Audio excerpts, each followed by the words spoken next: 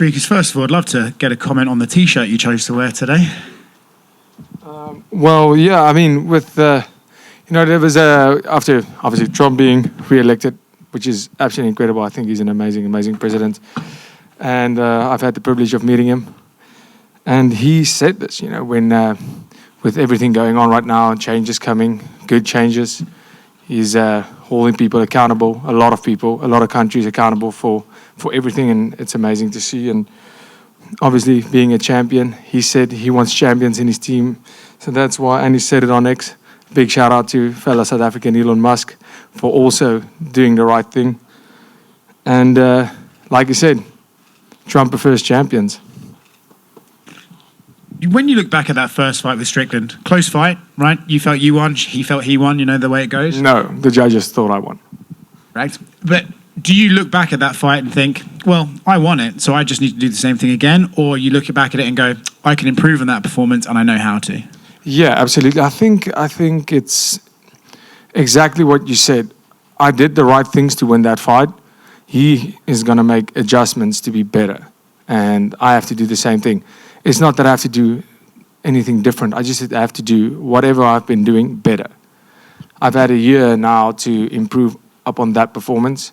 Cleaner, to be fitter, stronger. In terms of strength, that's not a problem. Just being cleaner, picking the shots better, being more patient. This is not my first UFC title fight anymore. And I know I can push that pace for 5 rounds. So that changes my dynamic, but I'm not going into this fight thinking it's the same fight as the first one. He's going to make the adjustments. He knows what it's like in there with me, just like I know what he's doing and how, his team is incredible. He has an incredibly good coach. Coach Eric is very well respected, and I have the world's respect for him, and I know he's a master at the game plan and figuring it out, but so is my coaches and my team. So, yeah, very similar in fight, because we both now know, and how much could have really changed. It's just about being cleaner and better at everything. He has this reputation as an awkward sort of striker, with his shoulder rolls and his teeps. Do you think, in a way, fighting him twice gives you a bit of an advantage almost, because you've sort of had those 5 rounds with him to sort of get used to that style? Yeah, I think it can, but it can also, bite you in the ass. If you think you're fighting a certain style and you're fighting a certain guy and all of a sudden he comes out completely different, that can throw you off too. That's what I said. To think of the second fight the same as the first fight would be the same level as underestimating Sean Strickland, which I'm not doing. I'm expecting the best fighter in the world to show up, just like I've expected the best fighter in the world to show up every single time. Like we saw with Adesanya, when he showed up, I knew I was there to fight the best Adesanya, and everybody said it. He said it. Everybody said he looked incredible. And I went out there to beat the best Adesanya, just like I'm out there to beat the best Strickland that we've ever seen. And his fight style doesn't have any effect on how I fight. I'm going out there to do what I do and do it as the world champion, the best in the world. And he's going to be the best Strickland in the world, and we're going to see whose best is the best. Speaking about what you do, I feel like every time you fight, there's a commentary on your style. Izzy and Rob recently called it ugly. Dana White says you fight like a white man dances. Do you think your fighting style is ugly? It's effective. That's what I think. And then one last one from me. Did the movie Never Back Down inspire you to take up MMA? Yes, that is 100% true.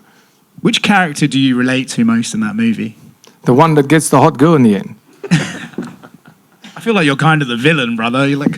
I'll take that too. He had the hot girl before that. In the front right here. When Islam was preparing for his rematch against Arman, he said it was all business between them, but he kind of viewed that as it annoyed him when people said the first fight was close and tough, when he thought he clearly won, and he wanted to use that rematch as a way to erase all questions. Are you viewing this the same way with Sean on Sunday morning? Yes and no. Yes, because, in my career, I only have 2 decisions. Both decisions I'm completely happy with, because I could prove to myself. It was my first time going past the 3rd round, and I've had many 5-round fights before that. But going to that 5th round in a war like that proved to myself that I can do it. It's easy to say it, and it's easy to do it in a fight camp, doing it in training, but doing it in the octagon is a bit different against a world-class fighter. So I can tick that off the box. Now I want to go in there. For me, that fight, the split decision was the biggest shock to me. I don't think it was a split decision. It was the biggest shock of that whole thing. But it was a great fight. It was a war. You know, if you play the odds like Strickland and having 8 split decisions in your career, you know, a split decision is what you call a coin flip. If you flip that coin 8 times, you're bound to get unlucky a couple of times. You know, he got lucky with the split decision, otherwise we wouldn't be here now. I am very happy that they made this fight. I was asking for this fight up until the Hamzat thing happened, and I would have preferred that fight, but I'm really happy this fight's happening because now I can go and say, we're going to settle this. We're going to put this to bed because, you know, all the Strickland fans that believe he won that fight, I can just go out and you know, put this behind me. Not that it was ever in front of me as a, I have to get that. You know, maybe I did. No, I didn't get lucky. I wasn't gifted about, I fought for 5 rounds forward. 23 minutes forward in a 25-minute fight warrants a win. That's the guy who's trying to fight, not the guy who's trying to point. So for me right now, I think Strickland is the best middleweight in the world right now, behind myself. And he deserves to be here. I know he's an incredible, incredible fighter. He's so good defensively. He's tough. He's hard to hit, and when you hit him, it doesn't have that effect as, you know, on normal guys. This man is an apex predator. So this is the toughest fight of my life coming up, and I'm ready for that because I'm an apex predator, and he's in my area right now. We're going to go to that dark place from the word get-go, and we'll see who comes out. And I can't wait for that because even if this goes to a decision again, it will be an all-out war, and there will be no doubt that I'm the best in the world. It's kind of going off of what you said in that, you know, Sean, it's difficult to fight and everything. You know, a lot of people were confused by Paulo Costa's approach to that fight against Sean Strickland. They were surprised at how he wasn't the usual Paulo Costa trying to blitz forward. Do you think that was just more fans are overlooking, like Sean made him do that? Like that was Sean's approach, and he's the reason Paulo was kind of out of sorts? Yeah, absolutely, because you could see that. I mean, Sean, he's a bully fighter. I said it before, he's a bully fighter, and he's been a bully on the mic, but the bully fighter is not a bad thing. What he does is he walks forward and he imposes his game on his opponents, and because the shots aren't that powerful, because it seems unassuming, you just wait and you take a teep and you take a jab and you take a jab and you take a teep and you go backwards and you're waiting for then you miss and you miss and you're going backwards looking for your opening. Before you know it, you've been going backwards for 2 rounds and you're behind on points. Now you have to make it happen. And he kind of forces you, and then the momentum is so far for him that he has it. And then when he fights that way, you're not pushing a pace if you're going backwards. So he's fighting at his pace. He can jab, he can kick, he can jab, he can throw the whole day, he can throw quantity because it's not that hard. That is why he has been so successful in everything he does. That's why he could beat Adesanya the way he did, and that's why he beat Paulo Costa the way he did, because guys realized too late in the fight, listen, this guy is ahead on points right now. And then they have to do something desperate, and then it's too late. So yeah, that is definitely not, the guy is not fighting good. It's all credit to Strickland for doing what he does and imposing his game plan. And in Perth, I remember after you beat Israel, you walked by Media Row and you looked at all of us and you said, everyone that picked against me, haha, you look like dumbasses now. That is factual. I'm just curious, like, do you pay attention to that? Like the people that do pick against you or have criticisms of you, or is it just like out of sight, out of mind? No, I don't pay attention to that. I just don't miss anything. I see it. I know it. But it doesn't make any difference to me. It's just fun to make fun of people that picked the wrong side. And then just last one for me. Obviously, you strike me as someone that, you don't need validation or anything like that from other people, but I'm curious if you heard Kamaru Usman's recent comments where he said it's no longer the 3 kings, it's the 4 horsemen, because he includes you as the African champions of the UFC. What do you make of those comments? Are you happy to hear that? Does it matter? Does something like that matter to you, that a guy that was very pro-Israel, Israel Adesanya, and saying, it was you versus the three kings, and now he's including you in that group of champions. Yeah, absolutely. It's a massive honor and privilege to be a part of that group.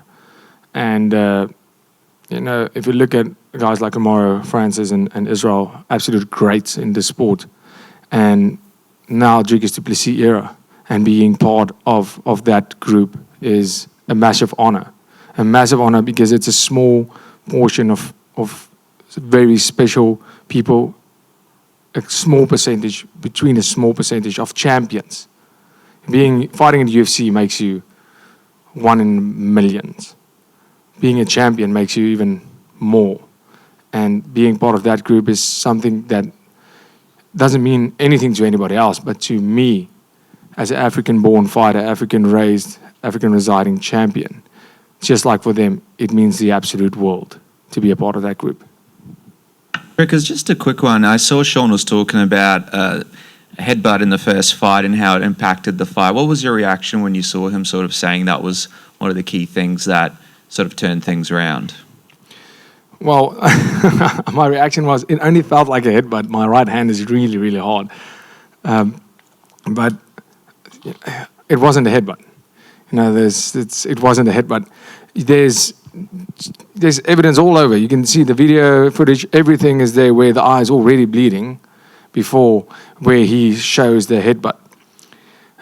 It was a right hand. I remember it in the fight, seeing it. I remember in the fight I was throwing the right hand and I could see the blood coming from his eye the first time. And I caught him on that exact same eye many times. You can watch that fight back. How many times I caught him on that exact eye. And the blood started pouring. Late in the fight, don't you wrestle with your head? The head was there.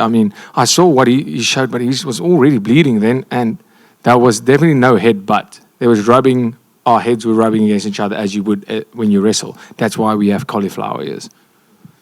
Both you guys have a lot of respect for each other after the first fight, but you did mention it, he can be a bully in the octagon, he can sometimes be a bully on the mic. What are you expecting from this press conference tomorrow, now that you guys have shared the ring together for 5 rounds? Do you imagine it might actually be more respectful than what people might be thinking?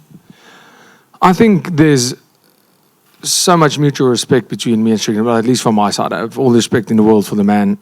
He's an absolute warrior. He's an incredible, incredible fighter. I think he's proven that. In the beginning, when he beat Israel Adesanya, he got his title shot by fluke. He was the number 7 ranked guy. There was nobody else. He stepped up.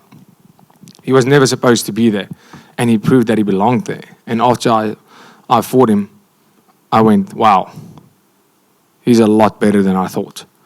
He is as good as the papers say. He's deserving of this title shot. I can't believe he hasn't had it earlier. He is an incredibly good fighter. And I just know I'm better.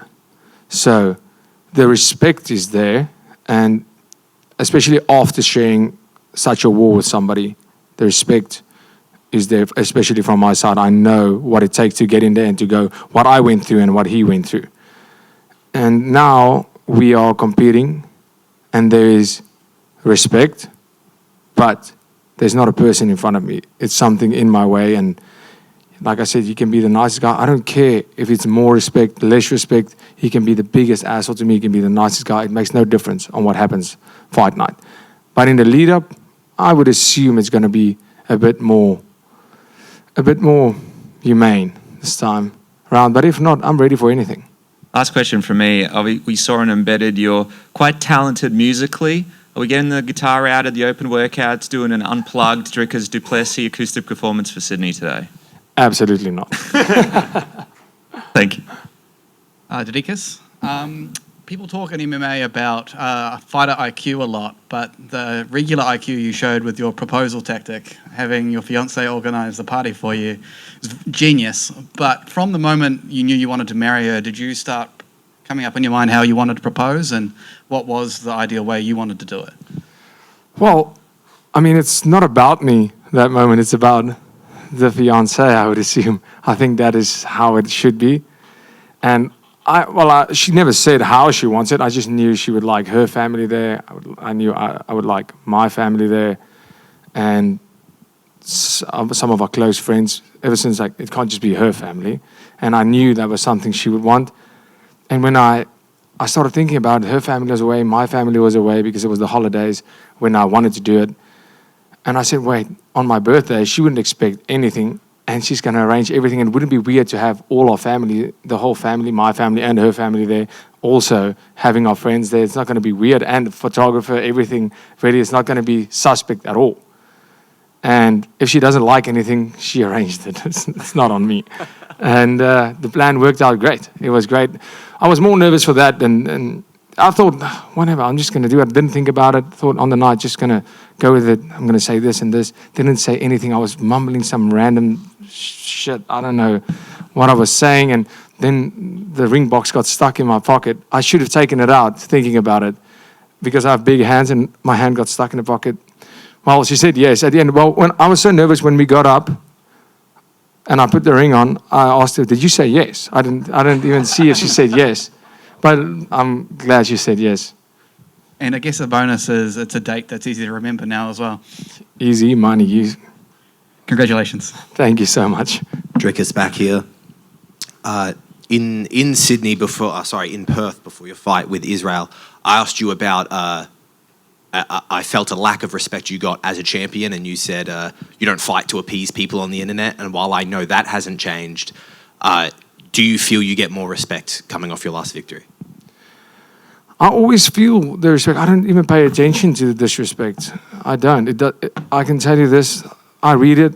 I laugh. Sometimes I have an off hour and I go on X and reply some random people. I don't even know if they are somebody, and just read it. Go, oh, great. I can dish out some banter. Other fighters, if I have time, if I have an extra hour sitting on the couch, and I go, cool, let's banter, and then I'm not paying attention again for like a week or two, and when I have an off hour, I'll go on and have that. That's how I approach any disrespect. I mean, it's the disrespect. I don't even. It's like water off a duck's back. For me, the respect is the respect I see, the appreciation I see, and the love and support I see, and that's my fuel. I don't get the disrespect doesn't fuel me more or less. I don't care. The respect and the love I get from people, and the people that believe in me and want me to succeed, that motivates me to go out there and prove them right. Apologies for stepping on your answer there. You started this press conference by saying this is not your first title fight. It's something that's now beginning to be more familiar to you. What are the biggest changes that you've felt when you look at the man who challenged for the title to the champion who sits in front of us today? How are you different? The biggest difference for me in mentality is when I show up to that gym every day. I need to be the example of a world champion. There's guys looking up to me every single day, guys chasing the same dream as I had when I was in that same spot. I'm training on the same mats with the same people, same coaches, in the same building. Yeah, I rock up in a nicer car, for sure. But I am motivating every single person there because I was once the same as that just a couple of years ago. I was a year and a half ago. I was the same guy chasing the dream they are chasing. And I need to be the example that this is what it takes. You can have this, no matter where you're from, no matter how hard it seems, how far it seems. One opportunity, and you got it. And I need to get in there every day and prove out of the octagon and out of the gym and inside the gym what it takes to be a world champion. That's the biggest change, is the responsibility that came with being a champion, and inspiring, because right now I'm at the top of this sport. So everybody looking at me in that gym, my training partners, to show them, you can also have this, but you better know this is what it's going to take. Be there first. Train the hardest during the session and do everything. It's the small things that add up. At the top, everybody is so good. Anything can happen at any time. But how much time do you spend on your warm-up, your cool-down, your nutrition. When are you there? When you can't train, when you're taking it, are you still there? It's such small things. How much time do you spend on recovery? All those things adds up to what makes a world champion. How do you approach media? How do you approach your public image? And also showing them that you can still be a human. You can still be the normal person you have to be. You can't just go, okay, I'm world champion right now. Now I have to behave in a certain way and be all. No, I'm a human. I make mistakes and I just live my life. There's just more people filming it right now. And yeah, mistakes I'll make. That's part of life. I'm never going to be sorry for that. I will say sorry for the mistake, but don't tell me you don't make those mistakes, or everybody makes mistakes. It's part of it. So live your life and remember, the most important things were there before you became world champion. The most important things in my life, my team, my family, my friends, my circle, that were there before all of this. That is what's important. Never think the fans, the spotlight, or any of that is more important. So if I'm saying that, the good stuff media says, the good stuff everybody says, it's not more important than what your family and your friends think of you. And the bad things they say is definitely not more important than what your family and friends think of you. And once you have that, you'll always be happy and you'll always be in a good space. You know, I can have everything in the world. Without them, without the people that make my life worthwhile, nothing else matters.